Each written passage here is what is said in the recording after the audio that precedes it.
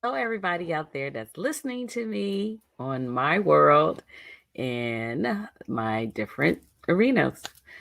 Good morning, everybody. It's Yvette McQueen, MD, emergency physician, travel doctor, wellness lifestyle coach, a global physician on a mission to educate about health, travel wellness, and disease prevention.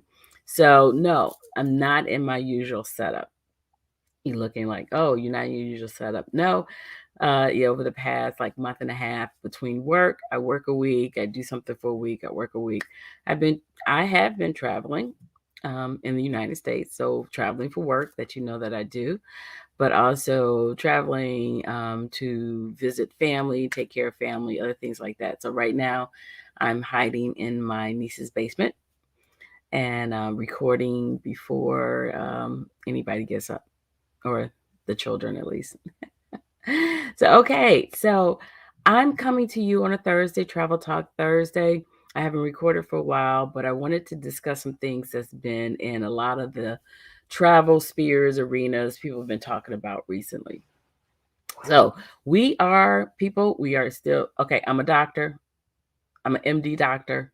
I take care of patients in the emergency department. We are still in a pandemic, as you know. We are still in a pandemic. Please, people, we are still in a pandemic. Know that. You can be vaccinated or unvaccinated, but know that you still need to take the precautions. You still need to wear your mask. FAA regulations. If you're traveling on any federal transportation, plane, train, bus, in the airport, you still have to wear a mask and wear it properly. I always say up over the nose, people. And I actually just extended it until January. It was supposed to end in September, but because of the increase of the Delta variant, they have now extended it to January. So when I see people now wearing it over their nose, when we test it, if ever been tested for COVID, I don't know if you have, but when you're tested for COVID, you tested your nose. Guess what? That's where it likes to live. So just wear the mask over your nose, please, people. You can breathe. I do it for 12 hours with the N95. People, we've been doing it for surgeries for years. You can breathe.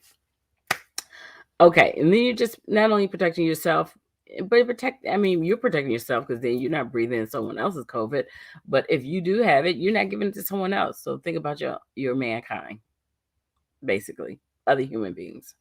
So one of the things I've been following people in the cruises area, people that's been taking cruises now. Previously, if you follow me for years, you know I like to take cruises. Have I been on a cruise? No. Do I plan to go on one? No. That's just me. Not for a while. But I've been following people that do this for a living. They follow the cruises, go on cruises to report back of people. They did the test cruise. And you've seen a report that 27 people on one of the ships was tested positive. 26 of them was crew members. Well, guess what? Those crew members probably all congregate together. Unfortunately, there was an incident where someone got sick on a cruise. There's two incidents I've been following. One got sick on a cruise, and she was sick, and she goes, "Oh, they had been snorkeling the other day, and she had got some water up her nose. She thought it was a sinus infection." And then the next day she was a little achy, so she just stayed in her room. And then by the next day, she's like, "Oh, I really don't feel well." She tested positive, okay, for COVID. So people with COVID, if you are vaccinated, it may just show up just like a little sinus infection. It may show up just like a little cold, a little sore throat. We have tested people positive for just little simple things like that. You don't have a full breakout. You don't have the lung problems. If you're vaccinated, you may just show up like a little cold or little flu symptoms. So if you are feeling that, then get tested. Please get tested. It's not ramming the Q-tip up your nose like it used to be. They can take a simple sample, but it's just better that you know, instead of being in denial, that you have it. If you having so like sinus infection is up here, so sinus infection shouldn't cause you achiness, But when I talk to patients, I was like, well, yeah, the could be simple symptoms, but let's test you anyway. It's better to know that you're negative, because if you're positive, you need to not be around anyone, particularly unvaccinated or children. Okay. So it's better to know yes or no. Just do it. So anything where you have a little sore throat, sinus infection, feel like sinus infection, little stuffiness, little aches, just go ahead and get tested if you're vaccinated, because just so that you know. So yeah, so what they did was they moved the person, her and her husband, to another part of the ship. And I didn't realize this, that they have special rooms on the ship that has special ventilation. So that's like if we're putting people what we call the negative pressure room, which is when we put people that have airborne diseases like COVID or TB, they have special ventilation. For the ventilation is what we call reverse ventilation, so that when people enter, it's not hitting you. So that's probably what it is. But they said they moved them to a different part of the ship for special ventilation. And then when they escorted them off of the ship, they made sure the hallways was clear, the elevator was clear, and someone was coming behind them cleaning the whole time, everything they touched. So that was interesting. So they finished their cruise on the special rooms, and then because I think it was already day either 5 or 6 of a 7-day cruise, and they proceeded to get off of the cruise at that point. The other one I've been following, which will lead me into my next topic, great segue, is someone that got sick on a cruise, and they were in the Central America area. They got sick. They were on an excursion. They got sick. They started feeling achy the next day. They didn't go on the next excursion. And then when they did feel bad and they were tested by the medical crew, they were positive. So they happened to be in Belize, and they sent that person to the Belize hospital because they was having trouble breathing. You know, some ships can handle breathing problems, ventilators, things like that. Other ships can't. And if you are in a ventilator, they try to offload you as soon as possible to a regular hospital. So they sent that person to a Belize hospital. Well, they said the Belize hospital said, got $5,000. And they were like, well, we have Blue Cross Blue Shield. We had read this in a recent article. They're like, do you have $5,000? So let me tell you about international travel, people. International travel, if you're traveling, please get the medical travel insurance. Now, I know you check that box on the ticket or your credit card and say, cover me for, you know, bag loss, delay, cancellation. Make sure you're getting the medical travel insurance, the medical component of it, where they cover you if you do need to go to the hospital, whether they pay up front or you pay it and then reimburse. So some people, a lot of the insurance and a lot of the medical travel insurance will have COVID policies now because of what's going on. Before, they said they never included a pandemic. Well, now they will, because some people, if you are positive and you're international, you need to stay there for 10 or 14 days to quarantine, and they'll cover that, or they'll cover the hospital stay if you need to be in a hospital.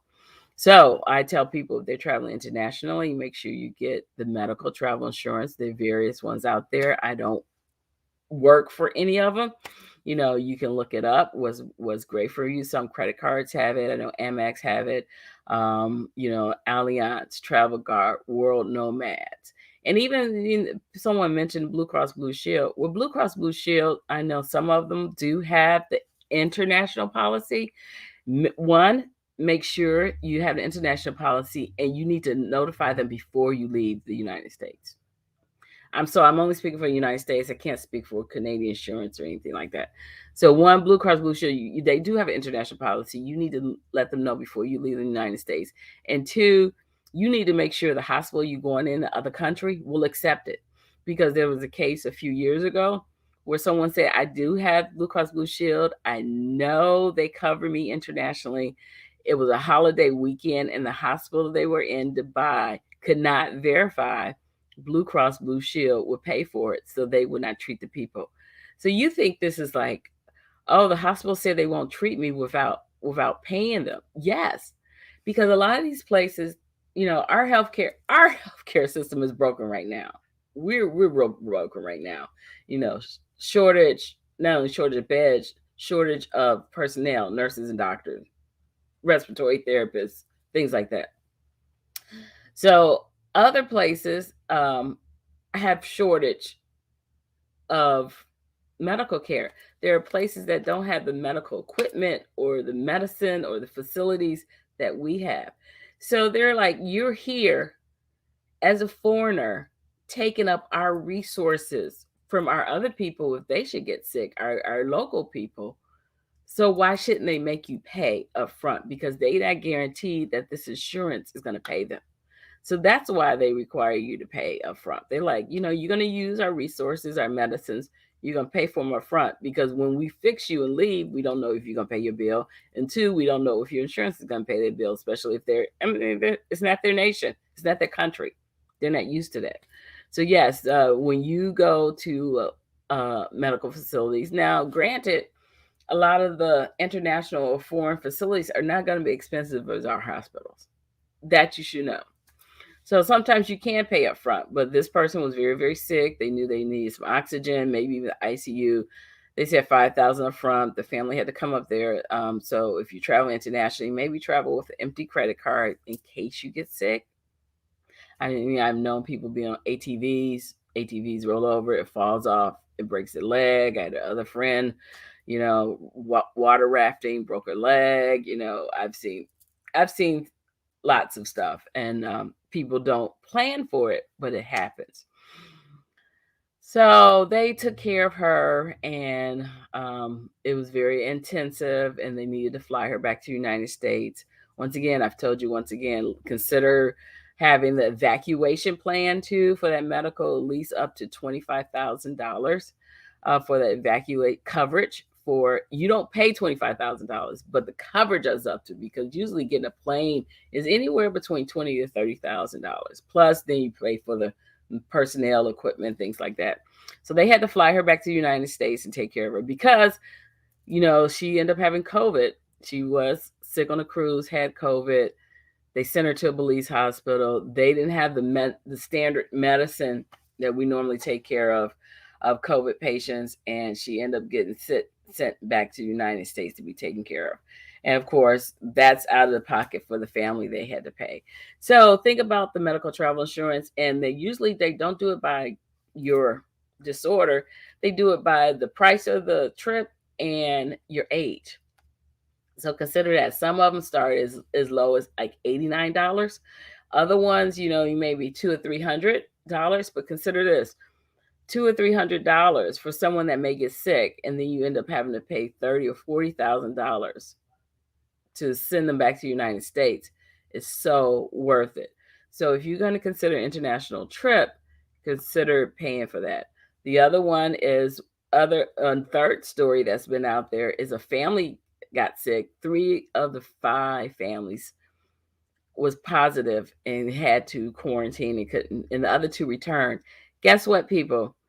If you are a group of people, a cohort, you a party, a family, and part of you are sick or part of you are positive with COVID, all of you are carriers. Just assume all of you are carriers. So don't split up, people. All of you should quarantine together. You really should, because then days later, the other 2 were positive and they've been traveled and spread it on to other people. So yes, these were unvaccinated people. So guess what?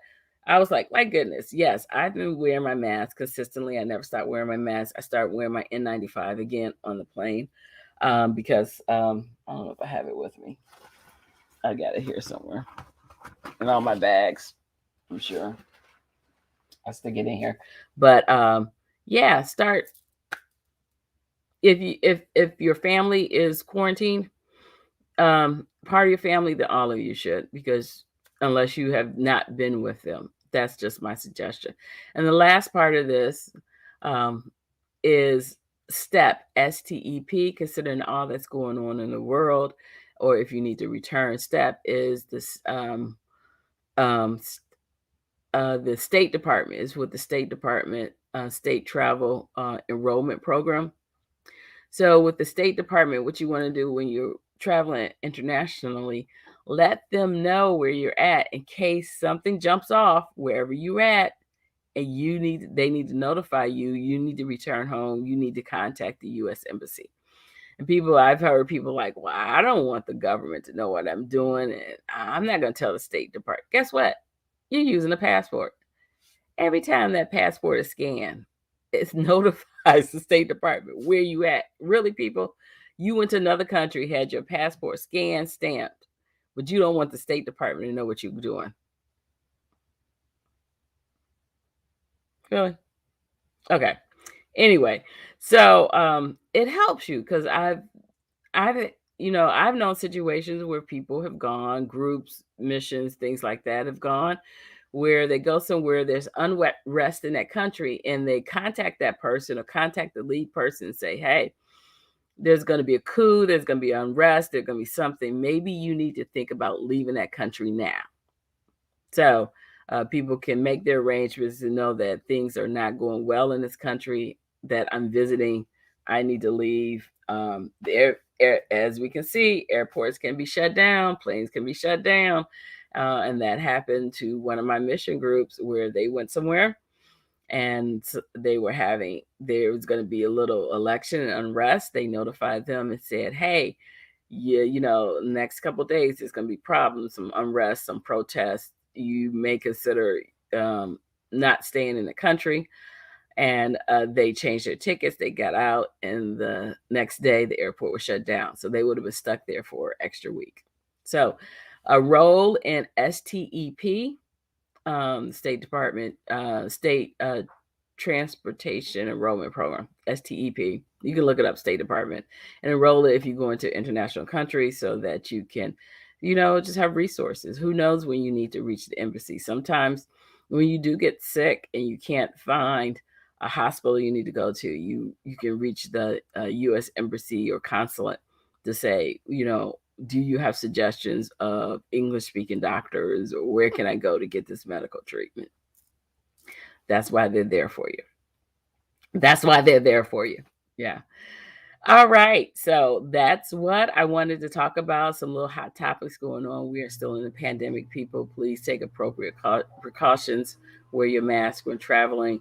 Well, do your hand washing. Social distance is still important because, COVID's out there, is aerosolized, but, and it's about the amount of contact you get with people. So, if you don't know anybody, don't be in their faces. Nobody need to be in your faces. Nobody need to be whispering in my ear. I tell people to back off of me. Don't be afraid to say that. I'm in the airport and they get too close up behind me. I say back off. I was somewhere where someone was like wearing a mask as a chin guard, and I was like, please put your mask up. I won't approach you if you don't. They're like, well, either you don't wear the mask or you wear the mask, but don't wear it inappropriately. That's just me. And I was like, and I'm going to ask people to protect myself. Please wear your mask. I don't know you. You wear your mask. If you can't wear your mask, then I won't purchase in the store. I'll leave. There's all other alternatives. So that's me, the travel doctor, giving you information about traveling during the pandemic, recent information about cruises. Most cruises, they say 95% vaccinated because they require vaccination of adults. The children, they can't guarantee. Norwegian yesterday just put off 100% vaccinated all their crew and all the people. So they mustn't have any children under 12. We're 100% vaccinated. Make sure you check in advance. Some cruises are not do not have the kids program, do not have the kids club. So if you're taking your children, no, you can't take them to the kids club. They're not having that. And also check for getting off of the on ports, because some of the destinations of ports aren't letting unvaccinated people get off. They're not. They're like, you're not coming onto our island, onto our land unvaccinated. So if you're not vaccinated, sometimes you can't get off. Check that. All Alaskan crews must be vaccinated. They say that on everything. Everyone was like, what? I guess some people say I was denied because they said they were taking at least 95 unvaccinated. You go in there and Alaska is not taking any unvaccinated people. So all Alaskan cruises, you must be 100% vaccinated to go on an Alaska cruise. That's the rule. That's the rule. That's the rule. Look up these things before you travel, people. Look up your destination rules. Okay. I had to throw that in late. Anyway, take care, everybody. Yes, a lot of people aren't aware of STEP. You know what? When someone said I wasn't aware of it, I was like, really?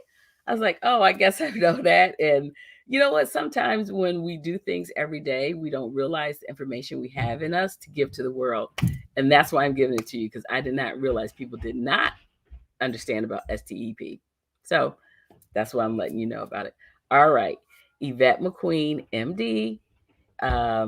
Find me at Yvette McQueen, MD, social medias, Instagram, Dr. Travel 911, and get the Travel 911 book to help you medical. I mean, this is just in time. You're traveling, you need to stay safe. Other things like sunburns and high altitude sickness and deep diving, things like that. So it's at travel. Where is it? See, I'm out of practice. I'm not used to doing this. Here we go. So get that book at travel911book.com. Okay. And peace and love. Travel well. Stay safe. Ciao.